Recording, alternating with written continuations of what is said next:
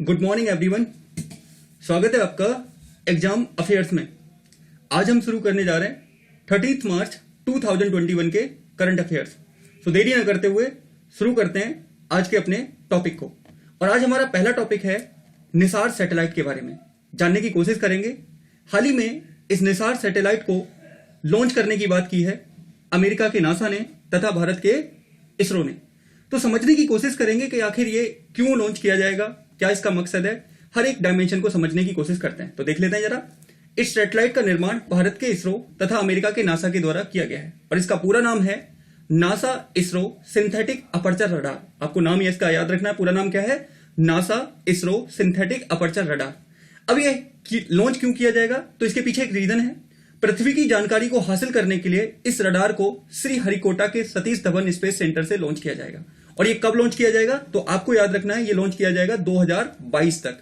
2022 तक इसरो तथा नासा दोनों मिलकर इस सैटेलाइट को लॉन्च करेंगे। और कहां से? श्रीहरिकोटा के सतीश धवन स्पेस सेंटर से इसको लॉन्च किया जाएगा। और यह पूरा मिशन 3 साल का होगा और 3 साल में यह पृथ्वी से संबंधित कई सारा डाटा, कई सारी जानकारी इकट्ठा करने की कोशिश करेगा जिससे कि एक व्यवस्थित अनुमान लगाया जा सके।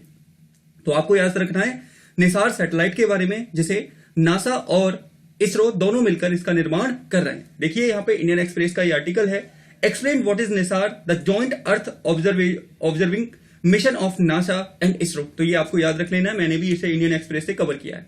चलते हैं अपने अगले टॉपिक पर। और हमारा अगला जो टॉपिक है वो किससे संबंधित है? वो है climate data service portal.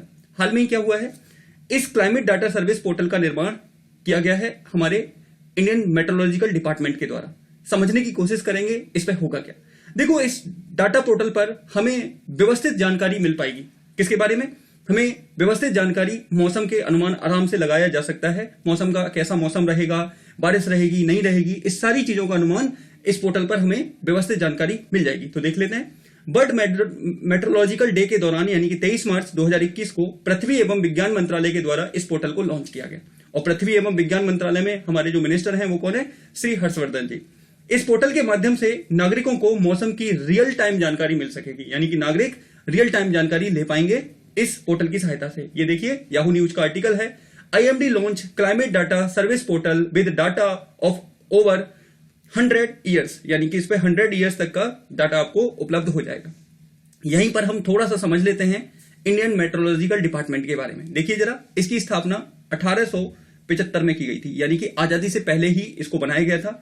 Government agency है, गवर्नमेंट ऑफ इंडिया के अंडर में काम रह के करती है। और हेडक्वार्टर इसका देखने को मिलेगा मौसम भवन, लोधी रोड, नई दिल्ली में। ये आपको अच्छे से याद रखना है। मिनिस्टर हैं अभी इसमें Harshvardhan ji, union minister of earth and science. ठीक है, ये आपको याद रख लेना है। तो ये सारी चीजें आपको याद रख ली हैं। और कौन से मिनिस्ट्री में है ये?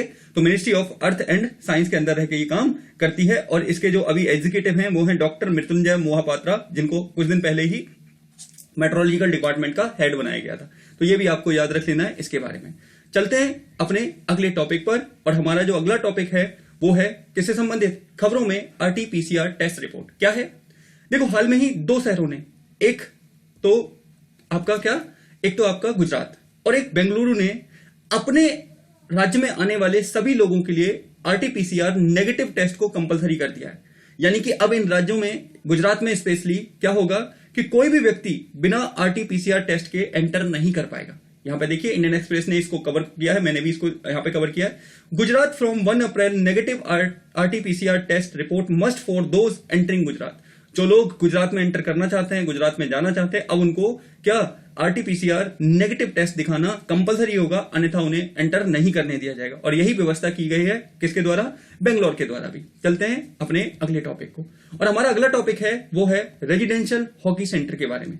समझेंगे क्या है ये रेजिडेंशियल हॉकी सेंटर, कहां पे बनाया गया है। तो देखो, हाल में ही जो हमारा खेल मंत्रालय है जिसमें मंत्री हैं किरण रिजिजू, उनके द्वारा घोषणा की गई है कि इसका निर्माण उत्तर प्रदेश की राजधानी लखनऊ में किया जाएगा। अब इसके निर्माण के पीछे उद्देश्य क्या है? तो यहां पर खिलाड़ियों के लिए हॉस्टल होगा, अन्य प्रकार की सुविधाएं होंगी, कोचेज होंगे, जिससे कि हॉकी में भारत के प्रदर्शन को सुधारा जा सके। इसलिए residential hockey centre of excellence की स्थापना या निर्माण उत्तर प्रदेश की राजधानी लखनऊ में किया जा रहा है। ये आपको अच्छे से याद रख लेना है। हिंदुस्तान टाइम्स का ये आर्टिकल है, residential hockey centre of excellence to come up in Lucknow.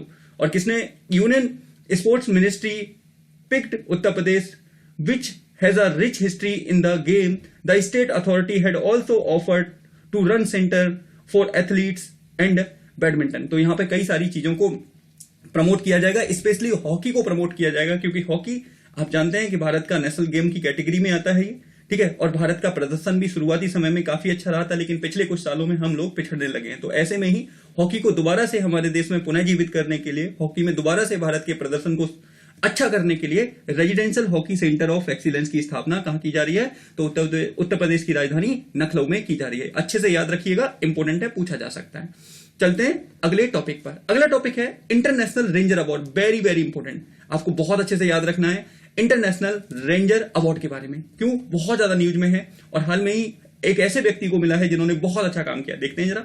हाल ही में IUCN के द्वारा उत्तराखंड के राजाजी नेशनल पार्क के रेंजर श्री महेंद्र गिरी को इस अवार्ड से सम्मानित किया है। अपने आप में काफी प्रतिष्ठित अवार्ड, और किसको दिया गया है? भारतीय रेंजर महेंद्र गिरी जी को यह अवार्ड दिया गया है, ठीक है। ये मैंने यहाँ पे ऑल इंडिया न्यूज का ये आर्टिकल है, देखिए। Prakash Javadekar congratulate Mahendra Giri for winning international ranger award. और ये कहां के हैं? तो राजाजी नेशनल पार्क में ये रेंजर है, या आपको याद रख लेना है। यहीं पर हम थोड़ा सा राजाजी नेशनल पार्क के बारे में देख लेते हैं। ये देखिए उत्तराखंड, और यहाँ पे आपको देखने को मिलेगा ये राजाजी नेशनल पार्क, और इसकी लोकेशन उत्तराखंड है, और नियरेस्ट सिटीज का हरिद्वार और देहरादून है, आप याद रखिएगा। इसको बनाया गया था 1983 में, ये आपको याद रख लेना है। और एक और बात आपको याद रखनी है, IUCN की कैटेगरी में सेकंड कैटेगरी में आता है ये नेशनल पार्क की, तो ये आपको बहुत अच्छे से याद रखना है। इसके अलावा यहां पर एक और है नेशनल पार्क जिसका नाम है जिम कॉर्बेट नेशनल पार्क, और जो हमारे देश का सबसे पुराना नेशनल पार्क भी है, क्योंकि इसे शुरुआत में ही डेवलप किया गया था। तो ये भी आपको याद रख लेना है, ठीक है। अब यहीं पर हम थोड़ा सा और देख लेते हैं, किसके बारे में? IUCN के बारे में देखेंगे। क्या है ये? इसका मोटो क्या है? United for life and livelihood. Founded किया गया था इसको 1948 में, आज से 72 साल पहले, फ्रांस के अंदर। इंटरनेशनल ऑर्गेनाइजेशन है। फोकस क्या करता है? Nature conservation, biodiversity. लोकेशन यानी कि इसका हेडक्वार्टर आपको ग्लांड स्विट्जरलैंड में देखने को मिलेगा। और अभी जो इसके की पीपल है, ब्रो चार्ली है, डायरेक्टर जनरल है, ये आपको अच्छे से याद रख लेना है। किसके बारे में? IUCN के बारे में। इसके अलावा IUCN एक लिस्ट भी जारी करते हैं जिसको रेड डाटा लिस्ट बोलते हैं, और रेड डाटा लिस्ट के अंदर उन जानवरों, पेड़ पक्षियों को रखा जाता है जो थ्रेटन है, या फिर जिनकी जो भी कैटेगरी में है, उन सबको शामिल इसमें किया जाता है। तो ये आपको याद रख लेना है। स्पेशली इंटरनेशनल रेंजर अवार्ड के बारे में, जो हाल में ही उत्तराखंड के राजाजी नेशनल पार्क के रेंजर श्री महेंद्र गिरी जी को ये अवार्ड दिया गया है, उन्हें इस अवार्ड से सम्मानित किया गया है, ये आपको याद रखना है। चलते हैं अगले टॉपिक पर। अगला टॉपिक है हमारा खबरों में ट्यूलिप फेस्टिवल। समझेंगे ये ट्यूलिप फेस्टिवल कहां है, क्यों आयोजित किया जा रहा है, और इसके पीछे क्या उद्देश्य है। तो एक एक बात समझने की कोशिश करेंगे, तो ध्यान से सुनिएगा, जानने की कोशिश कीजिएगा, ठीक है। क्या है समझते हैं। देखिए यहाँ पे 6 दिवसीय इस फेस्टिवल का आयोजन कश्मीर में किया जा रहा है। इस फेस्टिवल का मुख्य उद्देश्य जम्मू कश्मीर में पर्यटन को बढ़ावा देना है। ट्यूलिप, आप जानते हैं कि जम्मू कश्मीर में एशिया का सबसे बड़ा ट्यूलिप गार्डन है, और भारत का भी सबसे बड़ा ट्यूलिप गार्डन है, और यहीं पर 6 दिवसीय ट्यूलिप फेस्टिवल मनाया जा रहा है, जिससे कि इस क्षेत्र में सुंदरता बढ़े और पर्यटक ज्यादा से ज्यादा आकर्षित हों। यहीं पर भारत के साथ साथ एशिया का सबसे बड़ा ट्यूलिप गार्डन भी है। तो याद रखना है ट्यूलिप फेस्टिवल कहां मनाया जा रहा है? तो जम्मू कश्मीर में। यहां देखिए, Kashmir 6-day tulip festival to celebrate spring arrival promote tourism. Hindustan Times का ये आर्टिकल है, आप देख सकते हैं यहाँ पे, ठीक है। तो ये आप रख लेना है ट्यूलिप फेस्टिवल के बारे में, इंपोर्टेंट है। चलते हैं अपने अगले टॉपिक पर, और हमारा अगला टॉपिक है वो है आनंदम। क्या है? The centre for happiness. क्या है?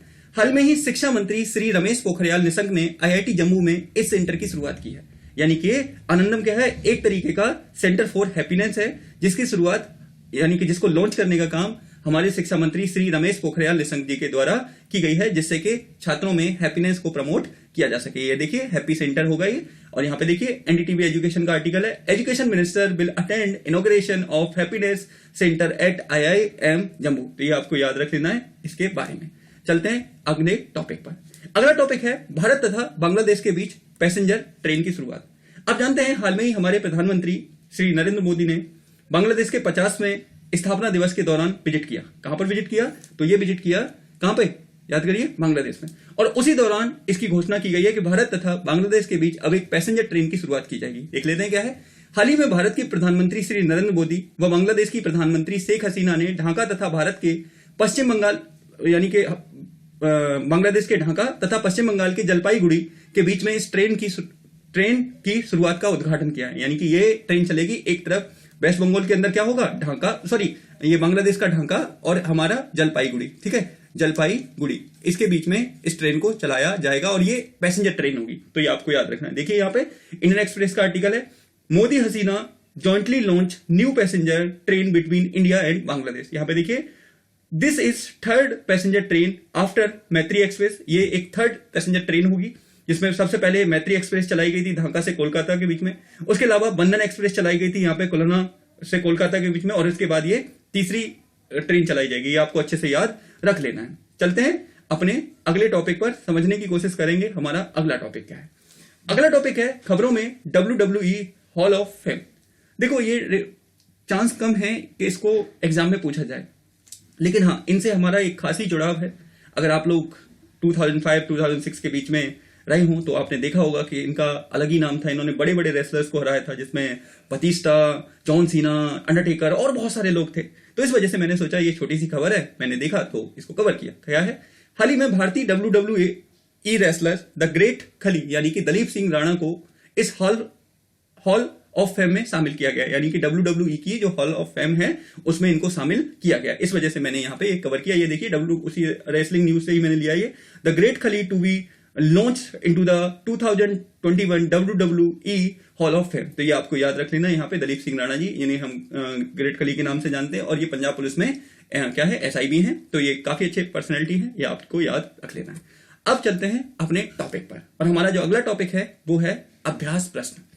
अभ्यास प्रश्न में जानने की कोशिश करेंगे कौन कौन से हैं। 2 प्रश्न मैंने आज पूछे हैं। पहला है, निम्न में से कौन सा विषय समवर्ती सूची में शामिल नहीं है, यानी कि which one of the following subject is not include in the concurrent list. तो आपको बताना है कौन सा शामिल नहीं है। एजुकेशन शामिल नहीं है क्या, फॉरेस्ट शामिल नहीं है क्या, अडॉप्शन ऑफ मैरिटल अफेयर्स शामिल नहीं है, या फिर इनमें से कोई नहीं, नन ऑफ दिस। यहाँ पे शिक्षा वन गोद लेना या जो भी है। उसके बाद नेशनल क्लीन एयर प्रोग्राम के तहत कितने नए शहरों को शामिल किया गया। दूसरा क्वेश्चन है 102 को, 100 को, 132 को, या इनमें से कोई नहीं। जो भी इसका आंसर हो कमेंट बॉक्स में आप दीजिएगा, जिससे कि आपको चीजें पता लगे, अच्छे से चीजें आप जान पाए। ठीक है, कैसा लगता है आपको, प्लीज अपना कमेंट जरूर करें, बताएं, अच्छा बुरा कुछ सजेशन हो वो भी दें, जिससे कि इसे और ज्यादा इंप्रूव किया जा सके। ठीक है, और अगर चीजें पसंद आती हैं तो प्रमोट करें। ठीक है, एक आप कह सकते हो हेल्प करें मेरी, जिससे कि ये चैनल ग्रोथ करे, और ग्रोथ करके हम आगे बढ़े, और आगे बढ़ के और सारी चीजें इस पर इंट्रोड्यूस की जाए। ठीक है, तो जैसा भी लगे आप कमेंट जरूर करिएगा और इनके आंसर दीजिएगा। तो मिलते हैं ऐसी किसी नई सीरीज में, तब तक के लिए आप सभी का धन्यवाद।